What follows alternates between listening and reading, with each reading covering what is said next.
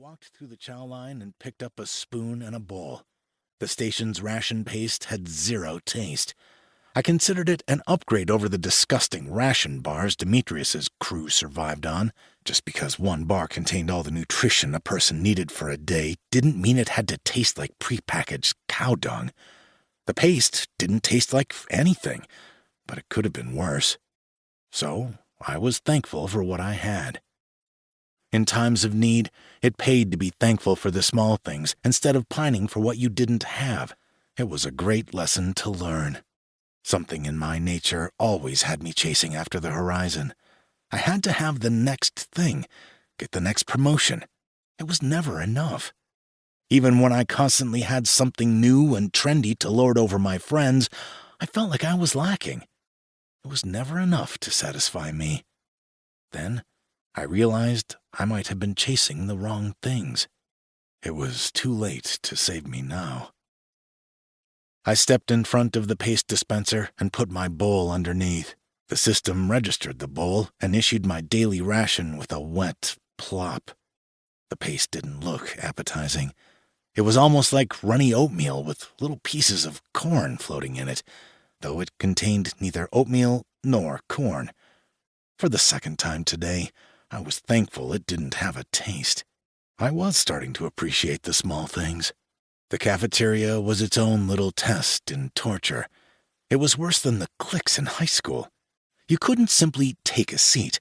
The place you sat affiliated you with a group. My whole goal was to stay out of it. I didn't want any part of prison politics.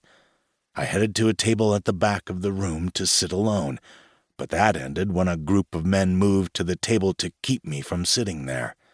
Like they saw me coming and took away the one spot that wasn't gang-affiliated. I could eat standing up. I leaned against the wall and started shoving the nutrient paste into my mouth. I wasn't eating fast to avoid the slimy nature of the food as it coated the back of my mouth. I was worried about something else. The cafeteria felt too quiet today, and fewer guards were on staff than usual. All the hallmarks of something going down. In prison, it paid to watch for the signs. Today, they were all around me. Bruno stood. "How's it feel to eat the same slop as the rest of us, Sicarian?" The giant was 6'5" and at least 240 pounds of walking muscle. Unsurprisingly, he was one of the top dogs in here. As such, he had to make a show out of anyone he thought could depose him. The fact I had no interest in taking over his little gang didn't even register. All the man could comprehend when it came to problem-solving was to assert dominance.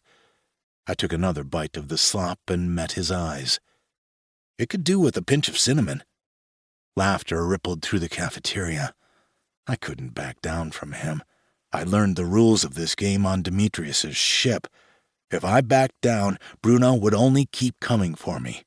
Things would get worse. I had to nip this in the bud right now. Bruno was making it easy for me. As the snickers died down, his face turned red. Of course, a man like him assumed they were all laughing at him, and he only knew one trick to solve problems. "Do you think you're funny, Sicarian?" Bruno stepped forward, and two of his cronies got up behind him. I finished off the last of my nutrient paste.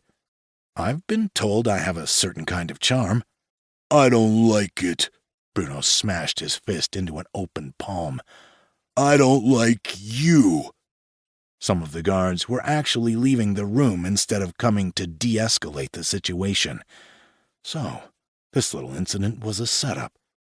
I wonder what they promised Bruno to get him to turn traitor. Given the fact he was an idiot, it probably didn't take much to get him to feel special. If he hated my family enough, the big ugly might have even done it for free. I needed to find out the why behind the move.